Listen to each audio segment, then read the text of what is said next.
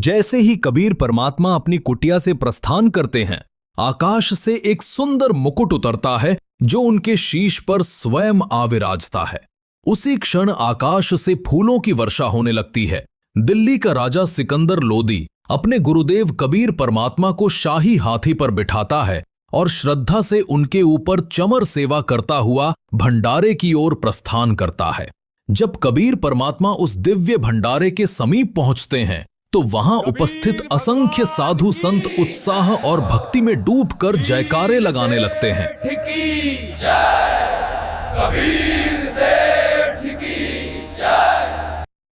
भगवान कबीर जी भंडारे में पधार चुके हैं। परमात्मा जी से अर्ज करो कि कुछ समय अपने दास केशव के पास भी बैठें। जो आज्ञा भगवान। वहीं भंडारे के मुख्य तंबू में विराजमान कबीर परमात्मा के ही दूसरे स्वरूप केशव जी को यह दिव्य समाचार मिलता है। केशव जी तुरंत एक सेवक को भेजकर परमात्मा से तंबू में पधारने का आग्रह कराते हैं। जैसे ही कबीर परमात्मा तंबू में प्रवेश करते हैं, आकाश से एक अद्भुत स्वर्णमय सिंहासन उतरता है।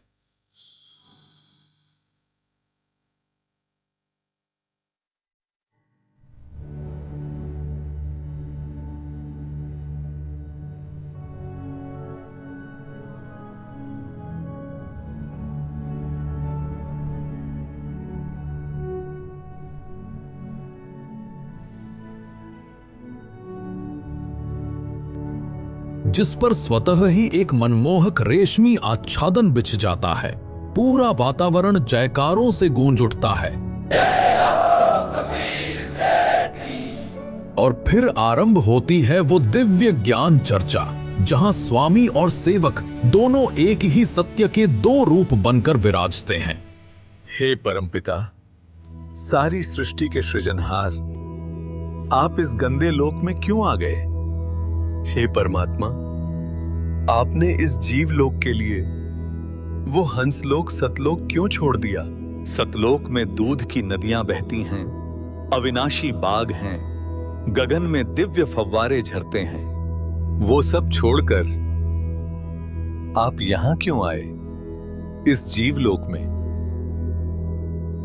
यहां तो झूठ है, कपट है, छल है, द्वेष है।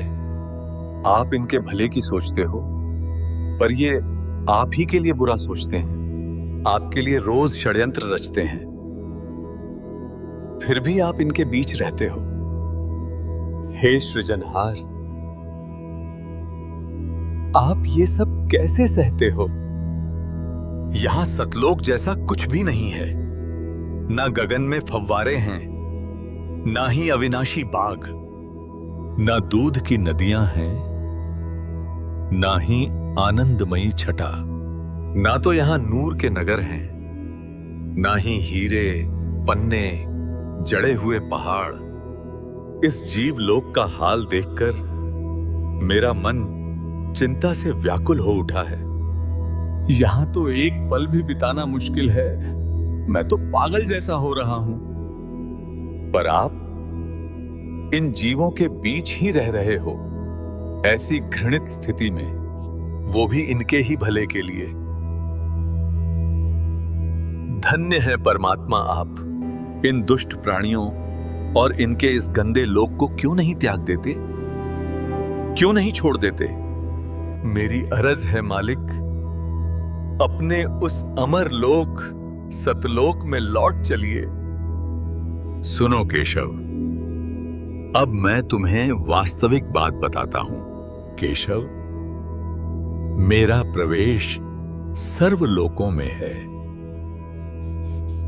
और मैं सभी लोगों का धारण पोषण करता हूं।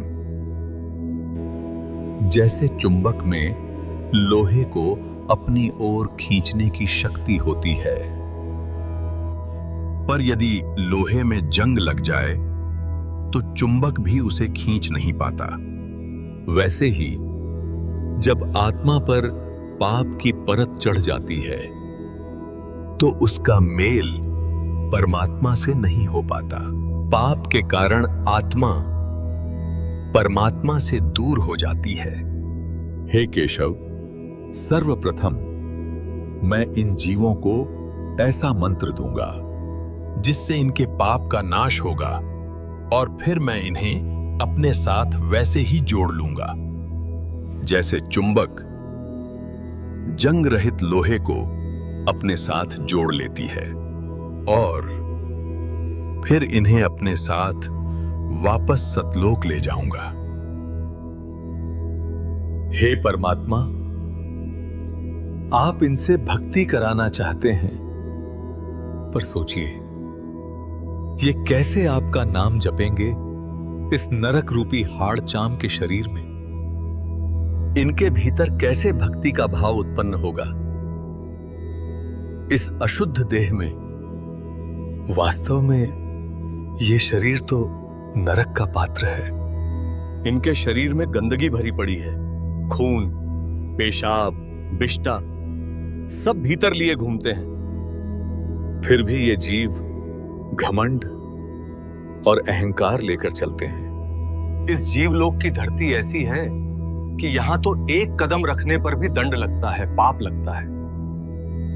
कितने सूक्ष्म जीव तो पैरों तले कुचलकर मर जाते हैं। फिर भी ये जीव अपने पापों से अनजान अहंकार में जीते हैं। ये मनुष्य तो बहुत ही गंदे हैं, हमेशा झगड़ा करने को उतारू रहते हैं। यम हमेशा इनके सिर पे बैठा है, फिर भी दिन रात व्यर्थ में मगन होकर घूमते हैं। मौत हर घड़ी इन्हें घेरती है, फिर भी इन्हें घमंड है, अभिमान है। ये जीव तो आपके साथ बुरा करने में कोई कसर नहीं छोड़ते, और आप फिर भी इनका भला चाहते हो। हे परमात्मा, मैंने आप जैसा साधु कहीं नहीं देखा, ना ही आप जैसा परमार्थी।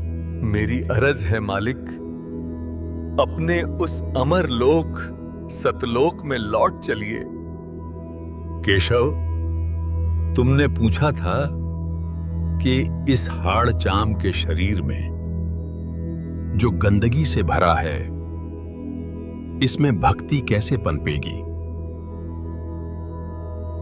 तो सुनो, जिस प्रकार इस ही हाड़ चाम के शरीर में रक्त और मांस के बीच भी अमृत स्वरूप दूध उत्पन्न होता है, वैसे ही इस शरीर में भक्ति भी पनपेगी।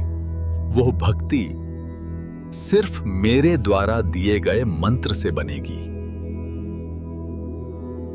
और वही मंत्र जीवों को इस काल लोक से छुड़ाकर परम लोक सतलोक तक पहुंचाएगा। केशव, मैं हर युग में आता हूं, सतयुग में सत सुकृत नाम से, त्रेता में मुनिंदर नाम से, द्वापर में करुणामयी नाम से, और कलयुग में अपने वास्तविक नाम कबीर नाम से।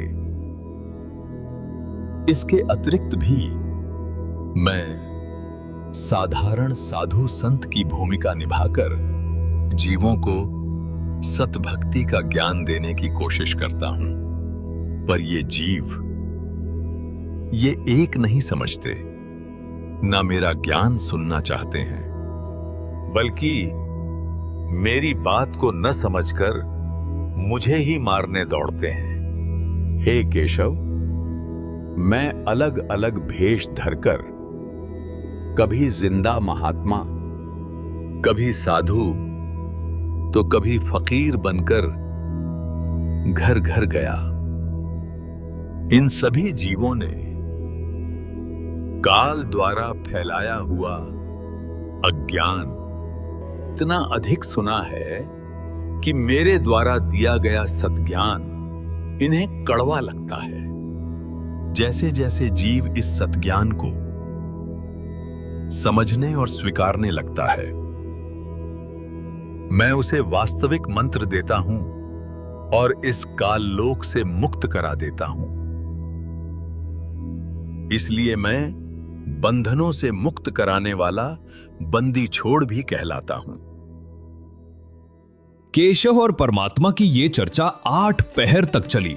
ये ऐसा चमत्कार था कि मैदान में उपस्थित प्रत्येक व्यक्ति इस चर्चा को सुन पा रहा था। कबीर साहेब की जय, केशव सेठ की जय। परमात्मा के सत्संग को सुनकर लाखों व्यक्तियों ने नाम लिया और उनकी जय जयकार की।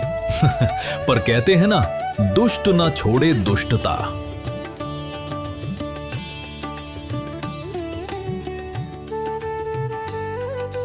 राजन, चलो चलो, ये कौन सा भंडारा है? ऐसे ऐसे भंडारे तो हम 100 कर दें। ये तो महोत्सव है, तमाशा है बस। शेख तकी ने कबीर परमात्मा पर जुल्मों की हद पार कर दी थी। उसने अनगिनत षड्यंत्र रचे, पर इतना बड़ा चमत्कार देखने के बाद भी वो ईर्ष्या के वश होकर कबीर परमात्मा के खिलाफ ही बोला, और ये गलती उसकी आखिरी गलती बनने वाली थी। उसी क्षण उसे मानो लकवा मार गया। उसकी सुनने और बोलने की शक्ति छिन गई। वह गूंगा बहरा हो गया। सिमटे भेक इकट्ठा हुआ, काजी पंडित माही। गरीबदास चट्ठा फिरा, जम्बूदीप सब ठाई। मसलत करी मिलाप से, जीवन जन्म कछु नाही। गरीबदास मेला सही, बेक सिमटे ताही। सेतु बंद रामेश्वरम, द्वारका गढ़ गिरनारी। गरीबदास मुल्तान मग ये आए भेक अपार। हरिद्वार बद्री विनोद गंगा और केदार। गरीबदास पूरब सजे, ना कुछ किया विचार। 18 लाख दफ्तर चढ़े, अस्तल बंद मुकाम। गरीबदास अनाथ जीव और कहते उस धाम। बेख देख रविदास जी, गए कबीरा पास। गरीबदास रैदास कहे, छूटा काशी बास। लाए तार लौलीन होए, रूप विहंगम माही। गरीबदास जुल्हा गया, वो अगमपुरी नज ठाई। जहाँ बॉडी असंख्य सूर्य, बंजारे और बैल। गरीबदास अगमपुरी हुई काशी कुसेल।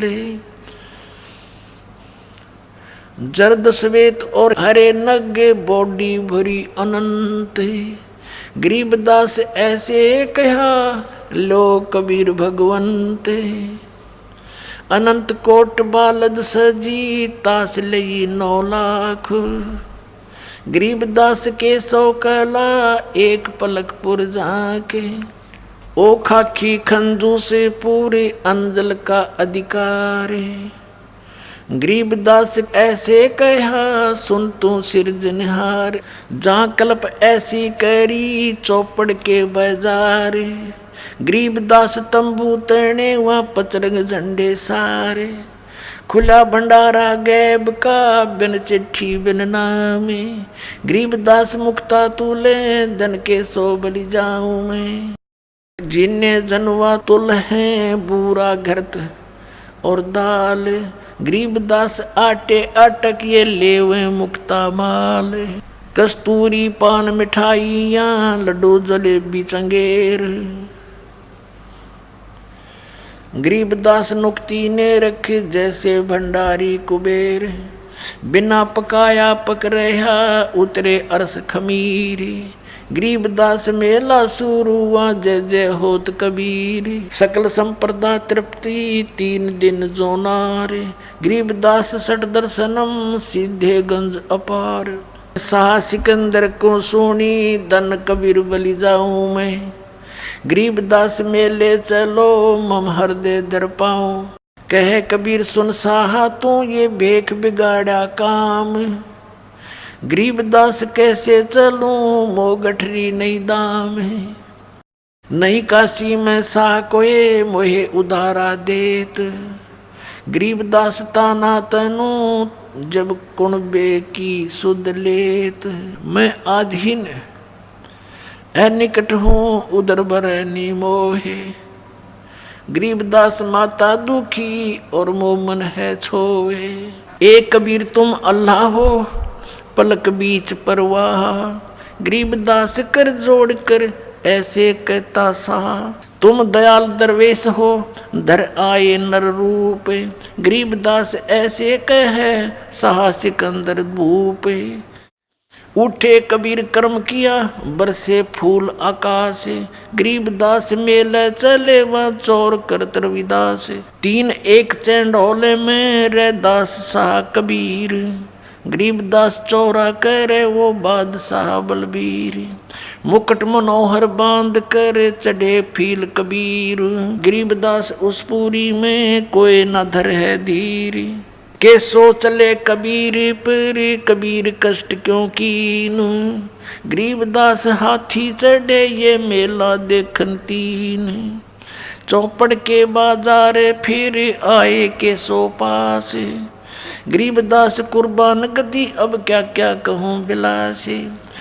पाट पटंबर बिछ गए वहाँ ऊपर हीरे लाल।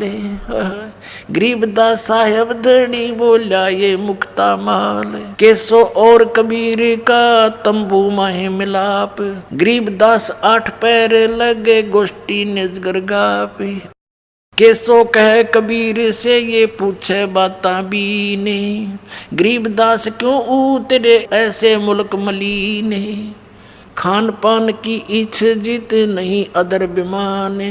गरीबदास यो लोक जीवे छाड़ा मुल्क अमाने। झूठ कपट इस लोक में पाप पुण्य व्यवहार। गरीबदास के सो कहे ये कैसे रेन तुम्हारे। नहीं अदर सरवर तहाँ नहीं अदर कोई बाग। गरीबदास के सो कहे क्यों नहीं देते त्याग। नहीं फुहारे गगन में नहीं मानसी गंग। गरीबदास जग देखे कर हमरा चित मन भंग। नहीं नगर है नूर के नहीं बगर तिस हीर। गरीबदास के सो कहे तुम क्यों कर रहो कबीर। धन कबीर कुर्बाने जा ऐसी रेन तुम्हारे। गरीबदास के सो कहे इसने छोड़ गीत संसार। धन कबीर कुर्बाने जा तेरे पल पल चरण जुहारे। गरीबदास तय क्यों तजे वो सुंदर फल आहार। सतलोक के या पौमी है छार की या मुर्द परोसी पिंड। गरीबदास के सो कहे या चरण धरे सिर डंडे। नरक भरे तिस उदर में ये रुद्र बरी सब दे। गरीबदास के सो कहे या मुनसो मुख खे। राम नाम कैसे फूरे ये नरक नगीन शरीर। गरीबदास के सो कहे विलंबे कहाँ कबीर। हाड चाम के नाक हैं ये हाड चाम का मुख। गरीबदास के सो कहे तज कबीर यो रुख। राम नाम कैसे फूरे ये नरक नगीन शरीर। गरीबदास के सो कहे विलंबे कहाँ कबीर। जुन्नी संकट में पड़े फिर जुन्नी से संग। गरीबदास के सो कहे भाव भक्ति सब भंगे। 100 योजन पर लगत है या दुनिया की गंदे। गरीबदास के सो कहे ये हाड चाम का फंद। सुन कबीर सुर भेद हूँ केसो कसकरंत। गरीबदास गंदे मनुष्य ये झगड़ा आन करनते। बिष्टा जिनके उदर में ये मगन फिरे दिन रात। गरीबदास के सो कहे जिन सिर जम की घात। अजब अहंकारी मनुष्य है सुन कबीर मम ज्ञान। गरीबदास के सो कहे इन कैसा ज्ञान और ध्यान। सुन कबीर मन भावने तुम्हारी बात अगाध। गरीबदास के सो कहे तुमसे तुम ही साध। सुन के सो अब बंद ना कहे कबीर संदेश। गरीबदास सर्वलोक में है हमरा प्रवेश। हम अमान अवगत पूर से चुंबक जो चमकार। गरीबदास लोहा फेरे हमरे अदर आधार। हाड चाम की देह में दूध रतन सरबंत। गरीबदास घट पेंडे में ऐसे है भगवंत। थन दूधी को पाड़ के जय कोई देखे दूध। गरीबदास उस घट पेंड में हाड चाम और गूदी। योग सत्तर हमें ज्ञान दिया, जीवन समझा एक। गरीब दास घर घर फिरे, ये दरें कबीरा बेख। 70 युग सेवन किए किने न बूझी बात, गरीब दास मैं समझावत हूँ, ये मोहे लगावे लात। स्वर्ग मृत्यु पाताल में हम बैठे कई बार, गरीब दास धर घर घर से जा मार मार के मारे। कल्प कोट युग बीतिया हम आए तिस बेर, गरीबदास के सो सुनो देन भक्ति की टेर। हमारी जात अपूरे भी पूर्व रेन हमारे, गरीबदास कैसे जुड़े इस पश्चिम के कातारे। हम हैं पूर्व ठेठ के ये उत्तरे अवगट घाट, गरीबदास जीव दक्षिण के यो ना मिलती साठ। अनंत कोट बाजी जहाँ रचे सकल ब्रह्मंडी, गरीबदास मैं क्या करूं यो काल कर जीव खंडी। तो कहते हैं कोई कहे जग जोनार करी, कोई कहे महोछा, बड़े बड़ाई करा कर यो गाड़ी काटे ओछा। 3 दिन का भंडारा पूर्ण हुआ। जिस झूठी चिट्ठी से षड्यंत्र रचा गया था उसी को पूर्ण परमात्मा कबीर साहब ने सत्य कर दिखाया। जैसा उसमें लिखा था वैसा ही हुआ। प्रत्येक साधु संत को मोहक भोजन मिला। हर थाल में स्वादिष्ट व्यंजन परोसे गए और भोजन के साथ सबको मिला एक दोहर, एक अशर्फी और सूखा सीधा। सभी जन तृप्त हुए, संतोष और आनंद से भर गए। कबीर भगवान की। ये था वो दिव्य क्षण जब बदनामी की चाल परमात्मा की लीला बन गई।